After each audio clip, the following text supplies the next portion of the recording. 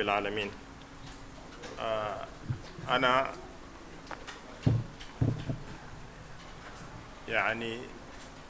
سعيد لأن نلتقي اليوم بالسيد نائب رئيس الوزراء محمد عمر عرتة رئيس اللجنة القومية لمعالجة آثار الجفاف في الصومال. نحن في جامعة الدول العربية على المستوى الجماعي في الأمانة العامة لجامعة الدول العربية، وعلى المستوى الثنائي الدول العربية كلها الأعضاء في جامعة الدول العربية تبلغوا وأخذوا المعلومة فيما يتعلق بحالة الجفاف التي بدأت في الصومال والآن صارت حالة مجاعة،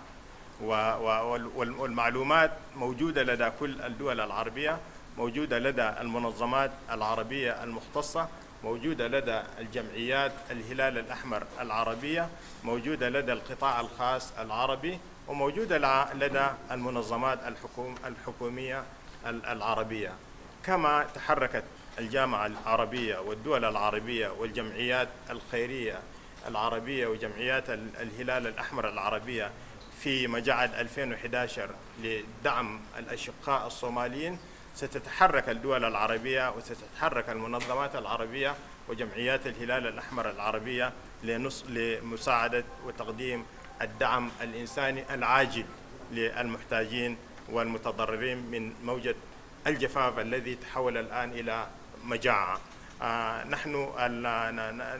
نثق بأن الحكومة الصومالية تبذل كل ما تستطيع من جهود لمعالجة هذه الحالة. ولو قارنا الوضع الآن مع الوضع في 2011، الآن هنالك حكومة صومالية فاعلة، هنالك سيطرة صومالية على كثير من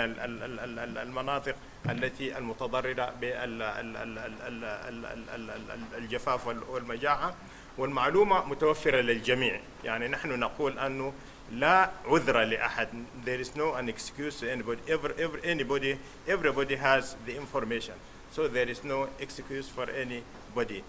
لذلك نحن إن شاء الله سنتحرك التحرك الفاعل. الآن أنا قمت بتسليم دولة رئيس نائب رئيس الوزراء مبلغ 92,000 دولار كمبلغ مبدئي من مكتب الجامعة العربية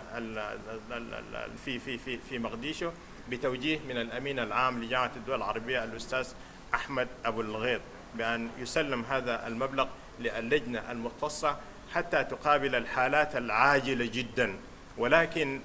نحن كما تعلمون الجامعة الدول العربية is not an implementing organization. نحن كجامعة عربية لسنا جهة تنفيذية. نحن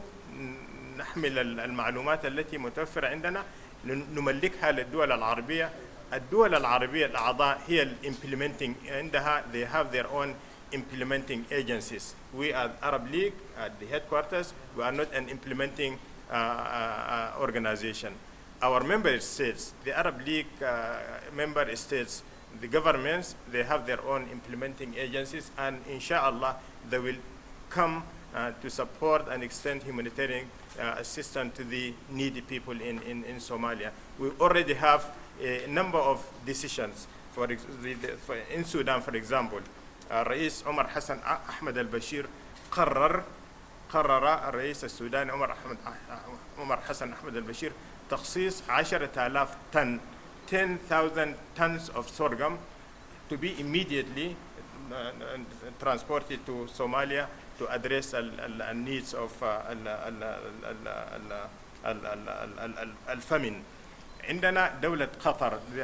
دولة قطر الآن جمعية قطر الخيرية بدأت في تنفيذ مشروعات تقديم مساعدات إنسانية للمحتاجين في ولاية بونتلاند. بدأت من يوم 26 في هذا الشهر. عندنا على الأرض الهلال الأحمر القطري ينفذ مشروعات لمساعدات إنسانية في الصومال في عدد من المواقع لتقديم المساعدات للمحتاجين. عندنا وفد قبل 10 أو أسبوعين أتى من جمعية قطر الخيرية وذهب إلى قلقعيو ووقف على الاحتياجات الإنسانية في تلك المدينة. وإن شاء الله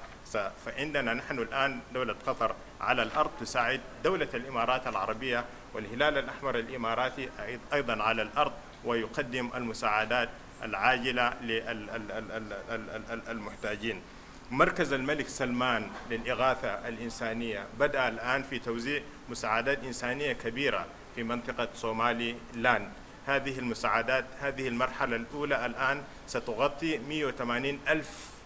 نسمة من المحتاجين للمساعدات الإنسانية في منطقة صومالي لاند، وسيتحرك إن شاء الله ستتحرك المساعدات الإنسانية من المملكة العربية السعودية إلى المحتاجين في الصومال. ولدينا هنا في مقديشو أكثر من منظمة إنسانية سعودية على الأرض تقدم المساعدات للمحتاجين. عندنا أكثر من منظمة إنسانية سودانية على الأرض تقدم مساعدات للمحتاجين في الصومال. دولة مصر العربية الشقيقة أيضا ذكرت بأنها سترسل مساعدات إنسانية عاجلة إلى المحتاجين في في في في في في في في في في في في في الصومال. كل الدول العربية المقتدرة ستتحرك، وأنا أنقل لكم هذه المعلومة، إن شاء الله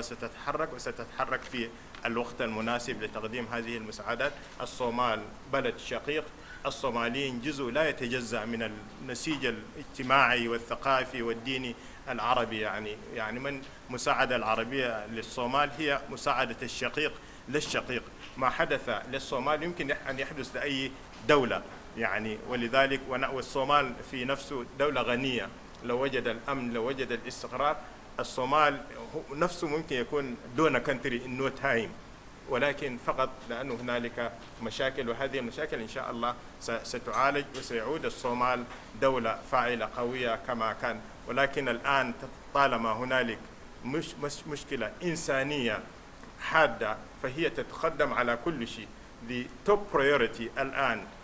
في الصومال for the government, for Arab League is this famine. We should address it immediately and with all our capacity. We should mobilize all our capacity, all our resources to address these problems immediately and effectively. And we will also think of finding a sustainable solution for the recurrent cycle of floods, drought and famine. نحن إن شاء الله هنالك قرار من جامعة الدول العربية بإيجاد حل دائم ومستدام لمشكلة دورة الجفاف والفيضانات والمجاعة في الصومال. وإن شاء الله بالتنسيق مع الحكومة الصومالية ستعمل جامعة الدول العربية ستعقد مؤتمر يخصص لمسألة معالجة الجفاف والمجاعة ليس في الصومال فقط، وإنما أيضا في منطقة القرن الأفريقي، لأنك لو حليت المشكلة في الصومال وحدثت في المناطق المجاورة أيضا سيتأثر الصومال. سعادتك دولة نائب رئيس الوزراء شاكر لك ومقدر على إتاحة هذه الفرصة لي حتى أخاطب وسائل الإعلام وأضع وسائل الإعلام على الجهود العربية التي تبذل لمساعدة الصومال في معالجة مسألة الجفاف الذي تحول إلى مجاعة. طبعا المجال ليس كافي حتى أقول لكم أن المساعدات العربية للصومال لا تتوقف فقط على الناحية الإنسانية. هنالك مساعدات عربية للصومال في مجال دعم موازنة الدولة، في مجال إعادة الإعمار، في مجال التنمية، في مجال الثروة الزراعية، دعم الثروة، استيراد الموارد الحيوانية والزراعية من الصومال للدول العربية، في مجال التدريب، في مجال التعليم، في مجال الصحة. في كل المجالات هنالك دعم عربي وهنالك أيادي عربية للصومال، ونحن لا نفعل ذلك لأننا نقول لأننا بمساعدة الصومال نحن نساعد أنفسنا. الدول العربية تساعد، عندما تساعد الصومال هي تساعد نفسها وكما تعلمون أنه دائما الدول العربية والدول الإسلامية لا تلجأ إلا مضطرة إلى الإعلام حتى تقول والله أنا فعلت هذا وأنا دفعت هذا وأنا وقدمت هذا ولكن لأن الإعلام صار ضرورة في عصرنا الحاضر نضطر أحيانا لنقول والله نحن قدمنا هذا وسنقدم هذا. ما نقدمه وما تقدمه الدول العربية للصومال هو واجب أخوي واجب واجب الأخوة، واجب التاريخ، واجب الجغرافيا، وسيستمر إن شاء الله ويتوسع يعني في الأيام وفي الفترة القادمة. وسيكون نحن البرنامج إن شاء الله هو برنامج الإيجاد الحل الدائم والمستدام لإيقاف لكسر حلقة الفيضان والجفاف والمجاعة في الصومال. أشكرك سعادتك وجزاك الله خير. بارك الله. مدن رئيس الحجان سفيرك جامعة دولتها عربتها أفريقيا الصومالية جدّ هير قرن قرمتك أبارها لمان ورباهنتا الصوماليات وحنتقول سلام يا سلامة السلام السلام عليكم ورحمة الله وبركاته وحن كنتي وقام هذا نقيا حفيزك وحوي جامعة عربتها ودق دق أو ديك توجين سو جارسيسي جدّ هير قرن وأنا هين دق دولة ده دق حفيز وحوي حفيز كودا أيا دقدن هرمرسكا سو جدبية دولته عربتها أن ولا لها هين لما أنتوا لقاقة أي حتى ذلك جديه سكوضعنا وربحين قابن وأتكم مقشين وح صوص عضه أما يعني قيلت أنتي وجدًا هير قرن بحيي أي دولته بحسي يعني لقاقة كي مدنا وحوي واد مغلي سانو راشينها أهاتو أما دقالها أهاتو أما داوها أهاتو لما أنت إن أي بلو جدي نسوق جاري وحان هنتي مقع قولها شعبك وقام هالنقيا جد جينا وحوي وحجاميو رئيسك وحجانك مدير محمد عمر عته إيوه وهنتي يعني أنا لصو شرني دولة قبلات دي سفر هذا نيروبي كنت جاي إن برلمان ندي هير دولة قبلات هاي هذه عالمي جاها أما كوي يو إن كهاتو أما كوي كله هير فرصة ما كشقيني waxa ay dhammaantood isku wada raacsan yihiin in ay ka dharagsan yihiin macluumaadka xaaladda dalka gudihiisa ka jirta iyo hadba sida ay isku bedelayso maadaama uu guddigan heer qaran uu shaqadiisa aad iyo aad u gudanayo mudane reer wasaare ku-xigeen adiga iyo xubnaha guddiga dhammaantiin mahad ballaaran baan magaca guddoonka golaha shacabka iyo xildhibaanada golaha shacabkaba aan idiin soo gudbinaynaa waxaan sidoo kale xusid mudan in go'aankii labada aqal soo baxay ahaa waxa weeye kharashka ay bixinayaan musharaxiintu in boqolkiiba 50 waxa weeye loogu yabooho deeqda degdegta ah abaaraha oo dhan 360,000 in maaragtay guddiga lagu soo simayo taasoo loogu talagalay in dhiig joojin hawl degdeg ah lagu qabto baarlamaanku labada aqalba waajibaadkiisa waa gudanaya waxa weeye codsiba ka yimid fadhigii ay xukuumadda iyo guddiga heer qaran ay yeesheen oo ahaa in oo dhammaan laga wada qayb qaato xildhibaanadu qaybtooda waa ay ka qaadan doonaan taas annaga ayaa ballan qaadayna shaqaalaha rayidka ah qaybtooda ka qaadan doonaan ciidamada qalabka sida qaybtooda ka qaadan doonaan dowlad goboleedyadu qaybtooda ka qaadan doonaan ganacsatadeenna Soomaaliyeed deeqsiinta ah qaybtooda ka qaadan doonaan culamaa u diinku dhammaantood arrintan waa ay u kici doonaan qurba joogtuna waa ay kici doonaan waxa weeye waa dalkayagi waa dadkayagi cid aan ku hadlaynano kale ma jirto walaalaan leenahay dawladda saaxiibaan leenahay waxa weeye wixii deeq ah ay noo soo gudbiyaanna waa waxa weeye mahad ballaaran baan ka jeedinaynaa wixii kalena waa isku tashanaynaa hadduu ilaahay yiraahdo mudane reer wasaare ku-xigeen ku soo dhawow jeclahay inaan u mahadnaqo gudoomiye ku-xigeenka labaad ee golaha shacabka oo maanta nagala soo qayb galay shirkan oo run ahaantii qayb ka ahaa dadaalka loo galayo maxaa la yidhaahdaa si abaarahan wax looga qabto oo xataa shirkii Nairobi isagu ahaa ciddii يعني نوغا قيب قشي دولة هان نوغا قيب قشي si markaa maxaa la yiraahdaa loo gaarsiiyo dareenka iyo codsiga dheer ee lagu qaylinayo Soomaaliya oo dhan ugu qaylinayso si dadkeena dhimanaya wax looga soo gaar lahaa gudoomiye ku-xigeenka laftiisa waxaan aad iyo aad mudane mahad cabdalla cawad waxaan jecel lahay inaan aad iyo aad ugu mahad noqono doorkiisa facaaliga oo ka qaatay marka taa laga yimaado waxaan jeclahay sidoo kale inaan u mahad noqo safiirka maxamed cabdalla idriis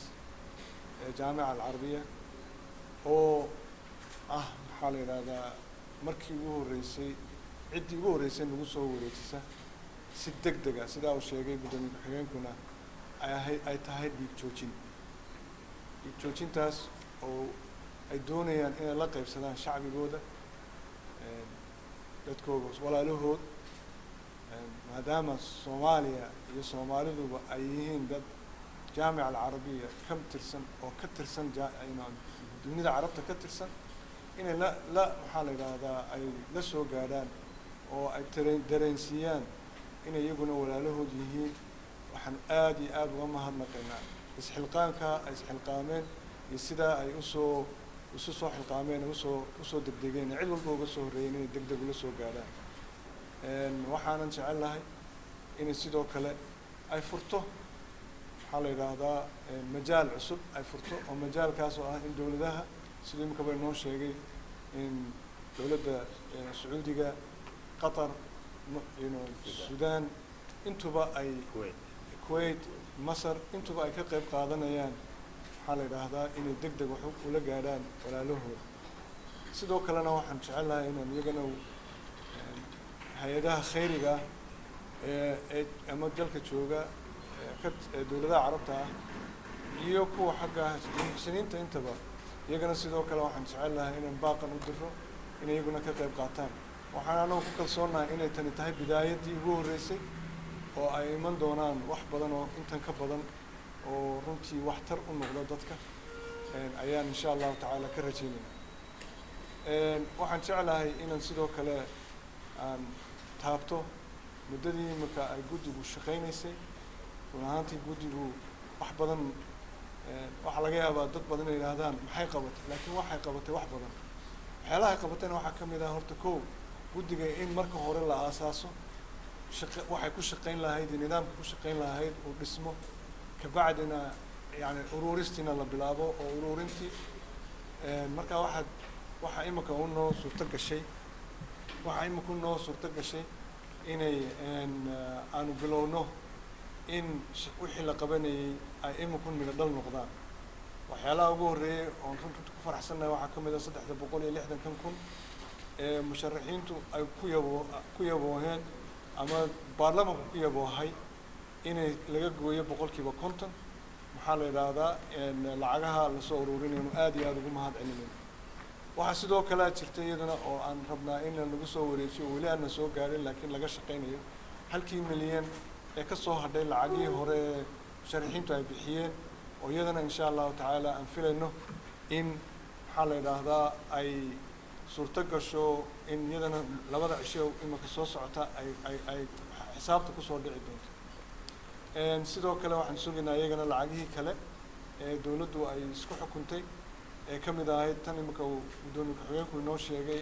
iyagaan ka sugaynaa inay dib noogu soo celiyaan inta ay mushaharkooga ka jari doonaan haddii aan la idmo laakiin already lacagihii waa la bilaabayaa in la gooyo oo tii golaha wasiirada iyo shaqaalaha A iyo B iyo C intaba waxay noqon doonaan inay shaqaalaha rayidka inay intuba iyaguna ka qayb qaataan haddii aan la idmo sidoo kale waxa aan ururinay ilaa imika aan jeclahay ilaa 200 kun bay gaadhaysaa lacagaha la ururiyey ee laga ururiyey xalal muxsiniinta marka waxaan iyagana leenahay ilaahay jazaakumullahu khayra intan maanta ay nagu soo guddoonsiiyeen jaamica alcarabiya oo 290 kuna waxaan iyagana leenahay jazaakumullahu khayra marka waxaad bilaabatay in laga soo jawaabo maxaa la yidhaha dalabkii ahaa in dadka Soomaaliyeed wax loo qabto annaguna har iyo habeen wax kala qaban mayna haddii aan la idmo waxaanu ka shaqayn doonaa sidii dadka loo gaarsiin lahaa wax cad oo bannaan yaal ah oo aad ku kalsoon tihiin anna way noqonaysaa ma noqonayso wax miiska hoostiisa iyo waxyaalihii hore meelo wax badan looga bartay kii 2012 oo kale tii oo kale in wax laga bedelo oo waxaa la bixinaya waxaa la gaarsiinaya dadku ay gaadho oo ay dareemaan in iyagu waxood dowladdoodii iyo shacbigoodii ganacsatadoodii محل ولا له عربيد أنت إيو باش عالمك عيد ولبا أي كقيب قادته ولا جالسين كره أيانكم كده ذالنا إلهي إذن كي إني تاسو سلطوده مركا إذا كانوا عند كربنا إن ساقو كلسوناتان كلسوني دان إذا كو قبنا سيدا مدلك إن أنا كنا كلسوني دان هو قبطان إن الإلهي إذن كي جالسين دونه وحال النور ديبه أمام الله أمام الشعب أنا نكو كبلا قاضي إنه إنه جالسينها دي الله إذن وأنا ميل كلام مريدونين تتكاتب على سن أي جاري دونتا بإذن الله تعالى تاسا ندي بلن قادمة waxaan jecelahay oo kale halkan aan xuso in dawladda Imaaraadka iyo Cumaan iyo Algeria iyaguna ay sidoo kale ay bilaabeen inay soo gaarsiiyaan macaawinooyin marka insha Allah taala waxa weeyaan waxaanu koow ilaahay idankii inaku aanu ku tashanayna innaka isku tashanayna gacmahan ilaahay kor u taagayna dadka walaalaheena muxsiniinta iyo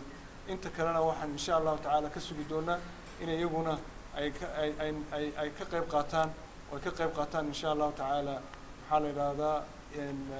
إن لقوديو ولا بدباديو تذكرنا ما أنت